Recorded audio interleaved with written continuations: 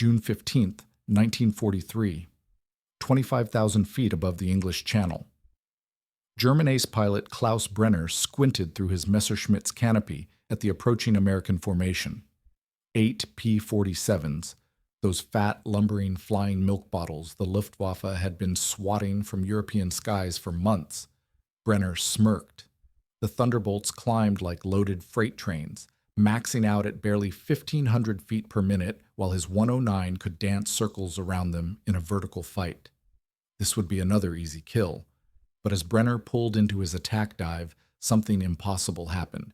The lead P-47 didn't try to run or turn away. Instead, it pitched up into a climb so aggressive it defied everything Luftwaffe intelligence knew about American fighters. The massive aircraft clawed skyward at nearly 2,000 feet per minute, its engine screaming at full power, chasing Brenner into his own domain. In the cramped cockpit of his Messerschmitt, the German pilot felt his first taste of fear as the stupid American propeller, 13 feet of revolutionary paddle blade engineering, turned the sky's biggest joke into its most terrifying predator. The morning reports from the European theater painted a grim picture that no amount of Pentagon optimism could disguise. By September 1943, the P-47 Thunderbolt had earned a reputation that made seasoned American pilots request transfers to anything else with wings. The aircraft's nickname among Luftwaffe pilots, Jug for its milk bottle silhouette, had crossed enemy lines and now echoed through Allied briefing rooms with bitter irony. Colonel James Johnson flipped through the latest combat assessment reports at Wright Field, his coffee growing cold as the numbers told their unforgiving story. The P-47's climb rate of 1,500 feet per minute made it a sitting duck against Messerschmitt 109s that could ascend at over 3,000 feet per minute. In dogfights over occupied France, German pilots had developed a simple tactic: climb above the Thunderbolts and pick them off at leisure. The massive American fighter, weighing in at over 7 tons fully loaded, simply couldn't follow enemy aircraft into the vertical realm where modern air combat was decided. Frank Caldwell studied the same reports from his cramped office at Hamilton Standard Division, but where military commanders saw failure, the veteran engineer saw physics. The Pratt & Whitney R-2800 double wasp engine buried in the P-47's nose generated 2,300 horsepower, more raw power than any fighter engine in the world. Yet somehow all that energy was being wasted. The problem wasn't the engine or the airframe. The problem was the narrow-bladed propeller that couldn't absorb and translate that massive torque into forward thrust. Traditional propeller design had remained largely unchanged since the Great War. Engineers built them with thin knife-like blades that cut efficiently through the air at cruising speeds. But efficiency at cruise meant nothing when combat demanded maximum power. The P-47's standard propeller blades, just 11 feet in diameter, simply couldn't handle the full output of the R-2800 without losing effectiveness. At full throttle, the tips approached supersonic speeds, creating shock waves that destroyed lift and turned the propeller into an expensive air brake. The solution that formed in Caldwell's mind violated every principle of conventional propeller design. Instead of thin blades optimized for cruise efficiency, he envisioned broad paddle-shaped blades that could grab massive amounts of air and hurl it backward with brute force. The concept resembled a boat propeller more than an aircraft prop: thick, wide, almost clumsy-looking blades that prioritized raw thrust over elegant efficiency. His colleagues at Hamilton Standard listened to Caldwell's proposal with polite skepticism. Tom Richards, the division's senior aerodynamicist, pointed out the obvious problems: increased weight, higher drag at cruise speeds, and manufacturing complexity that would make mass production nearly impossible. The military had already invested millions in existing propeller tooling. Retooling entire production lines for an unproven design would cost a fortune and delay deliveries for months. But Caldwell had run the calculations. A 13-foot diameter propeller with paddle blades could absorb the full 2,300 horsepower output of the R-2800 engine. The increased thrust would overcome the additional drag, and the larger diameter would reduce tip speeds, eliminating the shockwave problem that plagued existing designs. More importantly, the new propeller would transform the P-47's abysmal climb rate into something that could compete with German fighters. The skepticism wasn't limited to Hamilton Standard's engineering staff. At Curtiss Electric, Hamilton's primary competitor in military propeller contracts, senior engineer Robert Hayes dismissed the paddle blade concept as a desperate attempt to fix an unfixable aircraft. Curtiss had their own solution in development, a refined version of their existing narrow blade design with improved pitch control and slightly larger diameter. Their approach was conservative, proven, and could be manufactured using existing tooling. The U.S. Army Air Forces found itself caught between competing philosophies. The conservative approach promised incremental improvements with minimal risk and cost. The radical approach promised revolutionary performance gains, but carried enormous technical and financial risks. Colonel Johnson, tasked with evaluating both proposals, faced a decision that would affect thousands of American pilots heading into combat over Europe. Meanwhile, across the Atlantic, Luftwaffe intelligence officers were tracking American aircraft development with characteristic German thoroughness. Major Wilhelm Specht, stationed at a Luftwaffe technical evaluation center in occupied France, had personally examined several captured P-47s. His reports to Berlin were dismissive. The American fighter was a brute force design that relied on heavy armor and powerful engines to compensate for poor aerodynamics. German pilots could exploit its sluggish climb rate and poor maneuverability indefinitely. Specht's confidence was shared throughout the Luftwaffe command structure. The Americans had proven they could build aircraft quickly and in massive quantities, but they seemed incapable of matching German engineering sophistication. The P-47 represented everything wrong with American aircraft design: big, heavy, crude, and inefficient. German pilots joked that shooting down a Thunderbolt was like hunting a flying refrigerator, difficult to miss and certain to fall once hit. The September test flights at Wright Field would determine which philosophy would equip American fighters for the crucial battles ahead. Caldwell's paddle blade propeller had been mounted on a single P-47D model for preliminary evaluation. The aircraft sat on the flight line looking almost comical. Its massive propeller blades resembled something designed for a cargo plane rather than a fighter. Test pilot Captain Robert Anderson climbed into the cockpit with orders to push the aircraft to its limits and report any performance changes. As Anderson taxied toward the runway, neither he nor the engineers watching from the control tower could imagine that they were about to witness the transformation of aerial warfare's biggest disappointment into its most feared predator. The conventional wisdom that had shaped fighter design for 2 decades was about to be shattered by 13 feet of revolutionary engineering that would rewrite the rules of air combat over Europe. The first test flight on October 12th lasted exactly 14 minutes before Captain Anderson brought the modified P-47 back to Wright Field with a disturbing vibration report. The massive paddle blades had created harmonic oscillations throughout the airframe that threatened to shake the aircraft apart at anything above 70% throttle. Frank Caldwell watched from the control tower as ground crews swarmed the aircraft, checking for stress fractures and loose rivets. The vibration problem wasn't entirely unexpected. Propeller harmonics had plagued aviation since the Wright brothers, but the intensity suggested fundamental flaws in the blade design. Caldwell's team spent the next 3 weeks redesigning the blade root attachment system and adjusting the propeller hub balance. The original blades had been manufactured using standard techniques that worked perfectly for narrow blade designs, but proved inadequate for the massive forces generated by the paddle configuration. Each blade weighed nearly twice as much as conventional designs, creating rotational stresses that the standard hub couldn't handle.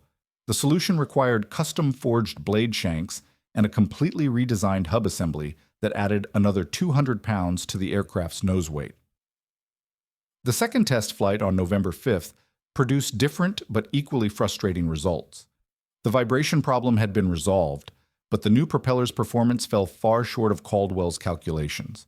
Instead of the promised climb rate improvement to 1,900 feet per minute, Anderson reported barely 1,600 feet per minute, an improvement of only 100 feet per minute over the standard propeller. The top speed increase was similarly disappointing, with the aircraft reaching just 410 miles per hour compared to the baseline 400 miles per hour. Robert Hayes at Curtiss Electric received the disappointing test results with barely concealed satisfaction. His team's refined narrow blade design had completed its own initial testing the previous week with far more promising numbers. The Curtiss propeller achieved a climb rate of 1,750 feet per minute and maintained the aircraft's existing top speed without the weight penalty or manufacturing complexity of Caldwell's paddle blade design.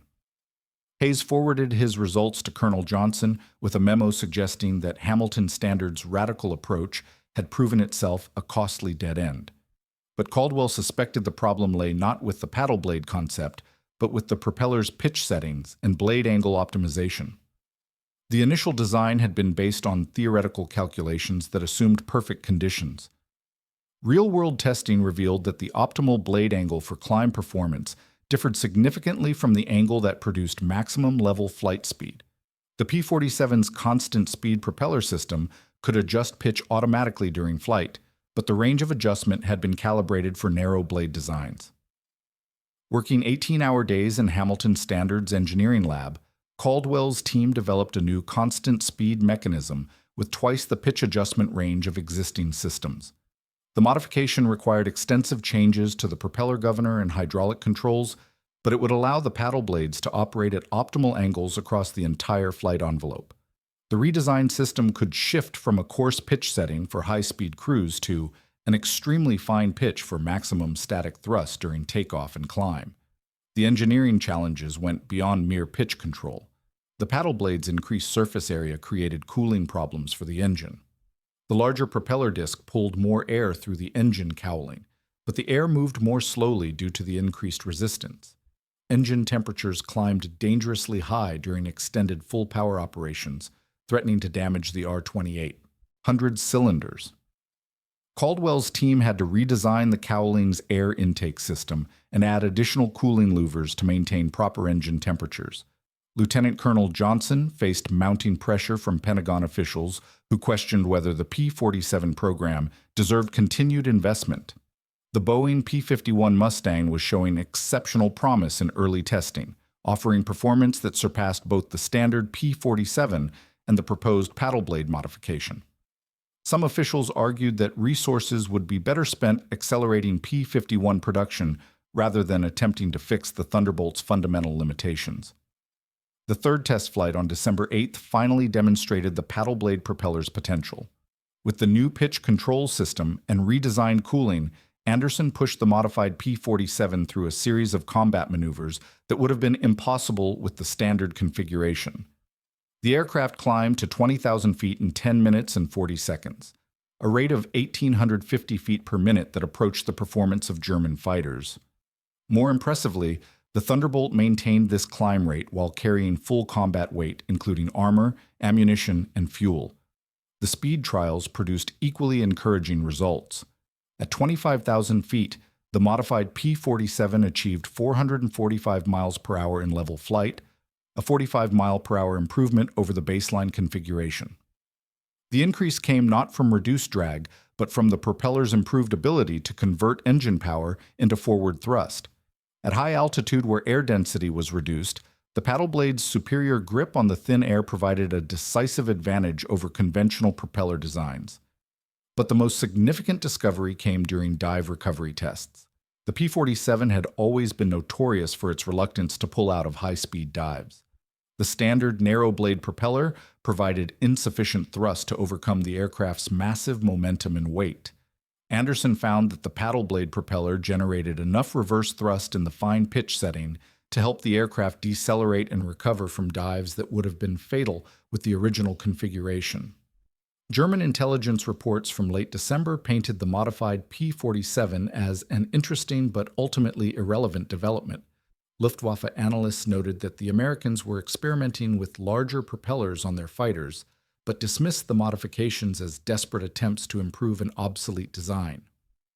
Major Specs assessment concluded that even with propeller improvements, the P-47 remained inferior to German fighters in every category except straight-line speed and diving ability. The December test results convinced Colonel Johnson to authorize limited production of the paddle blade propeller for operational testing. Hamilton Standard received a contract for 50 propeller units to be installed on P-47 D-22 aircraft scheduled for European deployment in early 1944. The order represented a significant gamble. If the paddle blade design failed in combat, American pilots would pay the price with their lives. Caldwell's team worked through the Christmas holidays preparing the production tooling and training manufacturing personnel on the new assembly procedures. Each paddle blade propeller required 40% more manufacturing time than conventional designs and cost nearly twice as much to produce. The financial risk was enormous, but the potential payoff, transforming the P-47 into a competitive fighter, justified the investment. As 1944 began, the first production paddle blade propellers left Hamilton Standard's factory bound for modification centers where they would be installed on Thunderbolts destined for the European theater. Neither the American engineers who built them nor the German pilots who would soon face them in combat could imagine how completely these 13 feet of revolutionary engineering would alter the balance of power in the skies over occupied Europe. The first paddle blade-equipped P-47s arrived at RAF Boxted on March 15, 1944, creating immediate controversy among the veteran pilots of the 356 Fighter Group. Captain Mike Gladich, a Polish exile with 12 confirmed kills, examined the massive propeller blades with undisguised skepticism. The blades looked crude and oversized compared to the elegant, narrow props he was accustomed to flying. Several pilots nicknamed the modified aircraft barn door specials and requested permission to continue flying their standard Thunderbolts until the new design proved itself in combat. Group Commander Colonel Harold Rao faced a delicate situation. His pilots had survived months of brutal air combat through skill and intimate knowledge of their aircraft's capabilities and limitations. Forcing them to fly unfamiliar equipment could prove fatal, but operational orders from 8th Air Force Headquarters were explicit. The modified P-47s were to be evaluated under actual combat conditions as quickly as possible. The success or failure of Caldwell's paddle blade design would be determined not in controlled test flights, but in life-or-death encounters with veteran Luftwaffe pilots over occupied Europe. The first combat mission for the modified Thunderbolts came on March 22nd during a bomber escort mission to Berlin. Gladich led a flight of 4 paddle blade P-47s as high cover for a formation of B-17 flying fortresses approaching the German capital. At 30,000 feet, well above the bombers, Gladich spotted a formation of Messerschmitt 109s diving from 35,000 feet in a classic bounce attack. Under normal circumstances, the P-47s would have been forced to dive away from the German fighters, using their superior speed in a descent to escape the Messerschmitt's climb advantage. Instead, Gladich pulled his flight into a steep climb to intercept the diving Messerschmitts. The paddle blade propellers clawed through the thin air at altitude with unprecedented authority, maintaining a climb rate of over 1,700 feet per minute, even at 30,000 feet, where standard propellers would have struggled to achieve half that performance. The German pilots, expecting the American fighters to dive away, found themselves facing P-47s climbing directly into their attack path with enough energy to engage in turning combat at high altitude. The engagement lasted less than 3 minutes, but shattered German assumptions about American fighter capabilities that had held true for over 2 years of combat. Gladich's wingman, Lieutenant Robert Johnson, managed to stay with a 109 through a series of climbing turns that would have been impossible with the standard propeller configuration.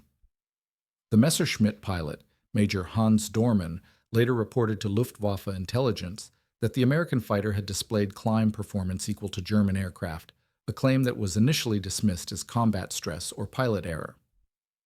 Word of the engagement spread quickly through Luftwaffe fighter units stationed in Western Europe.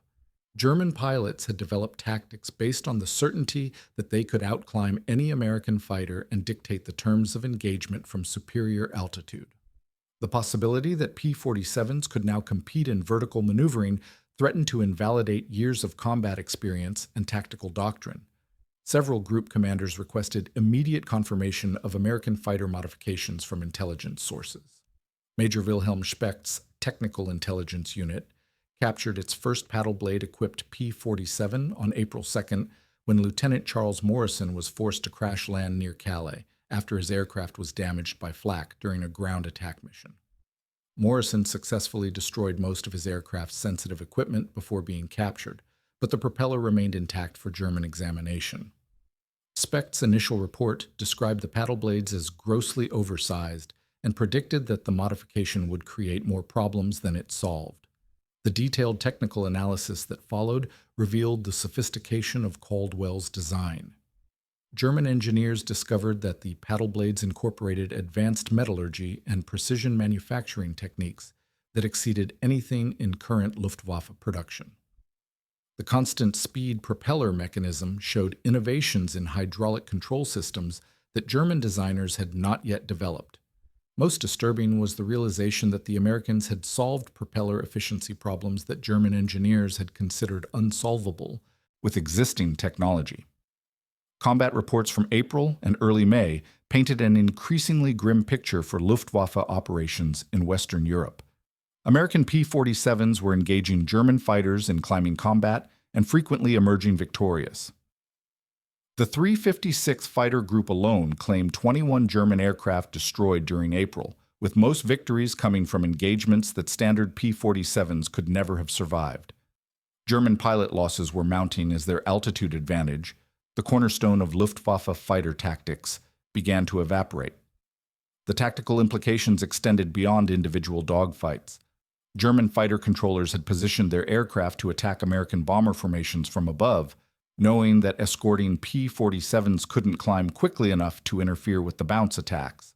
The paddle blade propellers allowed American fighters to maintain station at bomber altitude and respond immediately to German attacks from any direction. Luftwaffe bomber interception missions that had previously succeeded through altitude advantage now faced immediate opposition from American escorts operating at full combat effectiveness. By mid-May, nearly every frontline P-47 in the European theater had been equipped with paddle blade propellers. The modification program had overcome initial manufacturing challenges and was producing propellers at a rate of 200 units per month. Hamilton Standard's factory in Connecticut operated around the clock to meet military demands, with Caldwell's engineering team working alongside production personnel to refine manufacturing processes and eliminate quality control problems. The statistical evidence of the paddle blade's impact became undeniable by month's end. P-47 units equipped with the new propellers reported a 40% increase in air-to-air victory rates compared to the same unit's performance with standard propellers. More significantly, P-47 loss rates had decreased by 30% as pilots gained the ability to climb away from dangerous situations instead of relying solely on diving speed for escape. The Thunderbolt was no longer the Luftwaffe's preferred target. Colonel Johnson received authorization in late May to expand the paddle blade modification program to all P-47 variants in production. The success in Europe had convinced Pentagon officials that Caldwell's stupid propeller trick represented one of the war's most significant technological breakthroughs. Orders went out to modify existing P-47s in the Pacific Theater and to equip all new production aircraft with paddle blade propellers from the factory.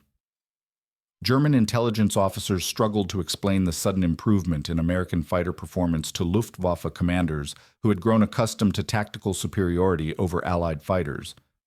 Major Specht's updated reports acknowledged that the Americans had achieved a significant technological advantage, but German aircraft designers lacked the manufacturing capacity and raw materials to develop comparable propeller improvements.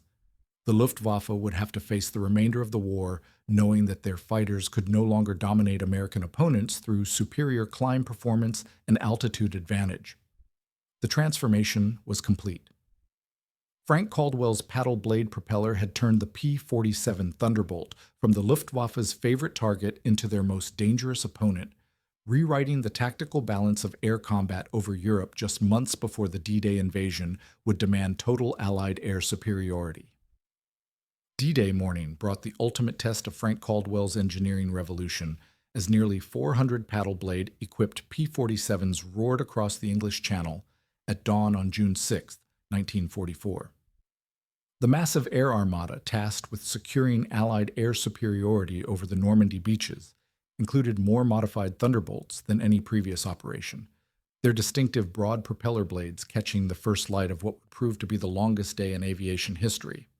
Colonel Francis Gabreski led the 56th Fighter Group sweep over Omaha Beach at 0630 hours, his 16 P-47s climbing to 25,000 feet, with an authority that would have been impossible just 6 months earlier.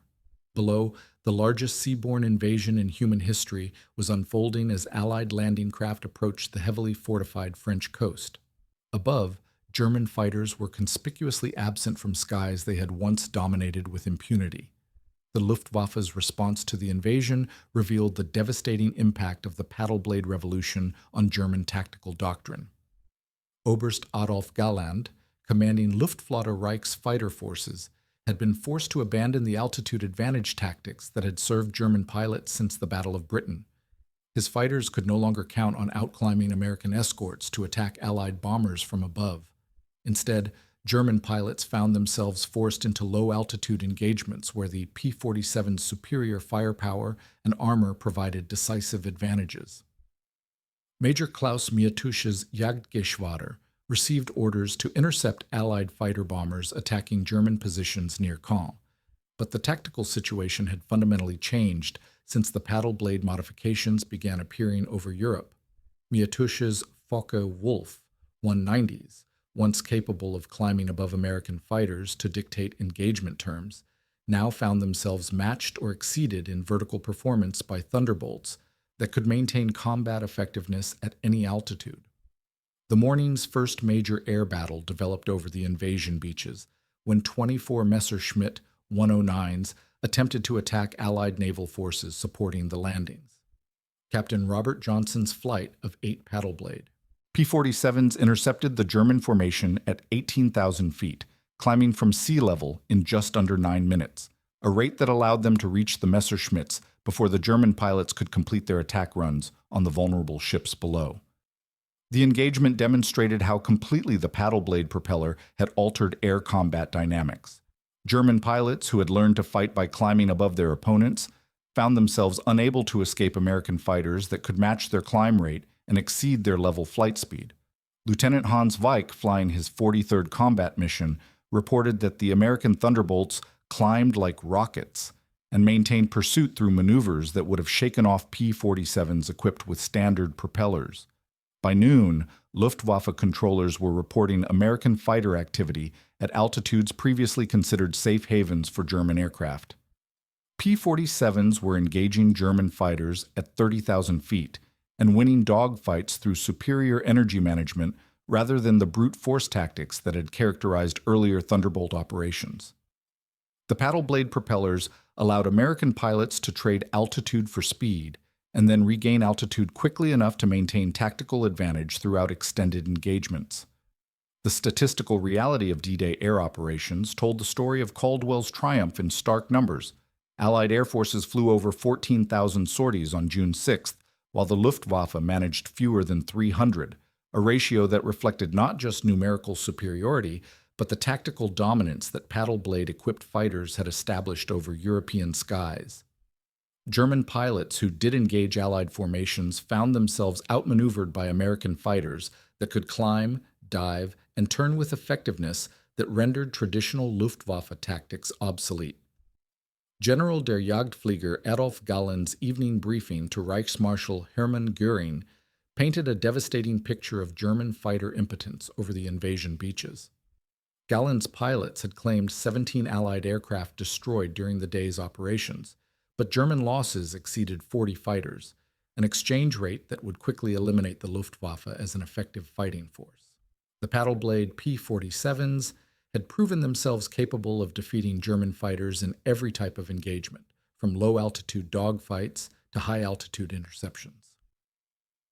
The evening's final air battles occurred as German night fighters attempted to attack Allied naval forces under cover of darkness.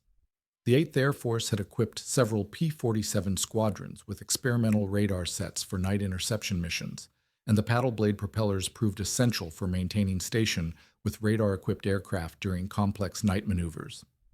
The Thunderbolts' improved climb performance allowed them to position themselves above German night fighters and attack with the same altitude advantage that Luftwaffe pilots had once enjoyed. Frank Caldwell received the first reports of D-Day air operations at Hamilton Standard's Connecticut factory, where his team was working around the clock to meet military demands for paddle blade propellers. The success over Normandy validated everything Caldwell had envisioned when he first proposed his revolutionary design. The stupid propeller trick had transformed American air power from a defensive force barely capable of protecting Allied bombers into an offensive weapon that could dominate European skies. The broader implications of the paddle blade's success extended far beyond individual air battles. Allied air superiority over the invasion beaches allowed ground forces to advance inland without the constant threat of German air attacks that had characterized earlier amphibious operations. The Luftwaffe's inability to contest Allied air operations effectively meant that German ground forces would face the remainder of the war without meaningful air support, a situation that would prove decisive in the campaign for Western Europe. German aircraft designers studying captured paddle blade propellers in late June reached sobering conclusions about American technological capabilities. The propeller modifications represented advances in metallurgy, precision manufacturing, and aerodynamic design that German industry could not match with existing resources. More disturbing was the realization that the Americans had solved the fundamental problem of converting high horsepower into effective thrust, a breakthrough that would provide lasting advantages in any future aircraft designs. As June ended and Allied forces consolidated their positions in Normandy, the strategic impact of Caldwell's engineering revolution became undeniable. The paddle blade propeller had not merely improved the P-47's performance, it had fundamentally altered the balance of air power over Europe.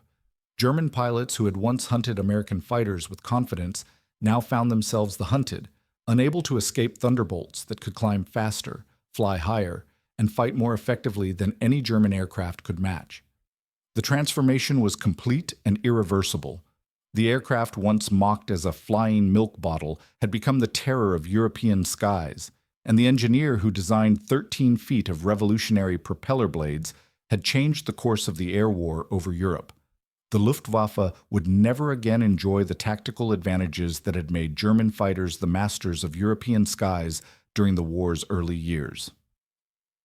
The war's end found Frank Caldwell in his Hamilton Standard office on May 8, 1945, staring at production reports that told the story of his engineering revolution in cold numbers. Over 12,000 paddle blade propellers had rolled off American assembly lines since that first experimental installation in October 1943.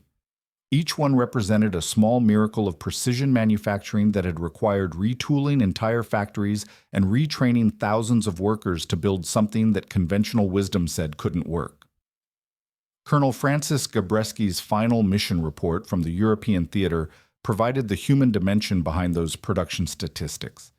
His 56th Fighter Group had flown over 15,000 combat sorties with paddle blade-equipped P-47s, claiming 438 enemy aircraft destroyed while losing only 47 Thunderbolts in air-to-air combat.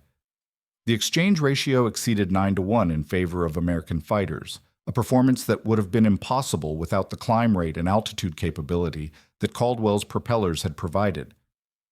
The statistical transformation of the P-47's combat record revealed the true magnitude of what 13 feet of revolutionary engineering had accomplished. Before the paddle blade modifications, Thunderbolt units typically achieved exchange ratios of 3-to-1 against German fighters, respectable but not decisive in a war of attrition. After the modifications, that ratio had tripled, turning every air engagement into a lopsided victory for American forces and hastening the collapse of German air resistance over Europe. Major Wilhelm Specht's final intelligence assessment, discovered in captured Luftwaffe files after Germany's surrender, acknowledged that the Americans had achieved a technological breakthrough of decisive importance with their propeller modifications. German engineers had attempted to develop similar improvements for their own fighters, but shortages of critical materials and manufacturing capacity had made meaningful progress impossible. The paddle blade propeller remained an exclusively American advantage throughout the war's final year. The human cost of that advantage was measured in American pilots who returned home alive instead of joining the casualty lists that had grown so long during the war's early years. Lieutenant Robert Johnson, who had scored his first victory with a paddle blade P-47 over Berlin in March 1944, flew his final combat mission with 28 confirmed kills and not a single loss to enemy fighters. His survival, multiplied across hundreds of American pilots, represented the most meaningful measure of Caldwell's engineering success. But the paddle blade's impact extended beyond individual pilot survival to reshape the entire strategic balance of the air war. German bomber production had ceased by early 1945, not because factories had been destroyed, but because the Luftwaffe could no longer provide fighter escorts capable of protecting bombers from American fighters. The paddle blade-equipped P-47s had made German air operations so costly that the Reich's aviation industry had simply abandoned bomber development in favor of desperate attempts to build defensive fighters. The technological revolution that began with Caldwell's unconventional thinking had spawned an entire generation of American aircraft innovations. The North American P-51 Mustang incorporated similar paddle blade technology in its final variants, as did the Republic P-47N model that began production just as the war ended. American aircraft designers had learned that brute force approaches to engineering problems could succeed when backed by superior manufacturing capability and materials science. Frank Caldwell's personal recognition came in the form of a Presidential Medal for Merit presented by Harry Truman in a quiet White House ceremony on June 15, 1945. The citation praised his revolutionary propeller design that materially contributed to Allied air superiority over Europe. But Caldwell knew that the real victory belonged to the thousands of American pilots who had flown his propellers into combat and returned safely home. The post-war analysis of German aircraft development revealed how completely the paddle blade revolution had disrupted enemy planning. Captured documents showed that German designers had abandoned several promising fighter projects in late 1944 because they could not match the climb performance that American fighters were demonstrating in combat. The psychological impact of facing P-47s that could outclimb German fighters had proven as devastating as the tactical advantages the propellers provided. The manufacturing legacy of the paddle blade program extended far beyond military aviation. American factories had developed precision casting and machining techniques for propeller production that found applications throughout post-war industry. The metallurgical advances required for the paddle blade's strength and weight specifications contributed to improvements in automotive engines, industrial machinery, and eventually commercial aviation. Caldwell's wartime innovation had accelerated American manufacturing capability by years. The strategic lessons of the paddle blade success were not lost on military planners preparing for potential future conflicts. The program had demonstrated that technological superiority could be achieved not just through revolutionary new designs, but through innovative applications of existing technology. American aircraft engines had always been powerful. The paddle blade propellers had simply found a way to use that power more effectively than anyone had thought possible. By summer's end, production lines that had manufactured paddle blade propellers were retooling for civilian aircraft applications. The same broad blade technology that had given P-47s their devastating climb rate was being adapted for transport aircraft and commercial airliners. Caldwell's wartime innovation was beginning its transformation into peacetime prosperity, promising to revolutionize civilian aviation just as completely as it had dominated military skies. The final measure of the paddle blade's success came from an unexpected source: captured German pilot interviews conducted after the war's end. Luftwaffe veterans consistently identified the appearance of modified American fighters as the turning point when German air superiority became untenable. Major Klaus Mitusch, who had survived over 200 combat missions, described the paddle blade P-47s as the aircraft that ended our war in the air. Frank Caldwell closed his final wartime engineering report with characteristic understatement, noting that the paddle blade propeller had exceeded design expectations in operational service. Behind that modest language lay the reality of an engineering revolution that had transformed American air power from defensive necessity to overwhelming dominance. The stupid propeller trick that colleagues had once dismissed as impractical had proven that sometimes the most unconventional ideas produce the most decisive results. The war was over, but Caldwell's revolution in propeller design would continue shaping aviation for decades to come. The principles he had established, that efficiency mattered less than effectiveness, that conventional wisdom deserved constant challenge, and that radical solutions often succeeded where incremental improvements failed, would guide American aerospace development through the jet age and beyond. 13 feet of paddle-shaped steel had changed far more than the performance of a single fighter aircraft. It had demonstrated the transformative power of engineering courage in the face of impossible challenges.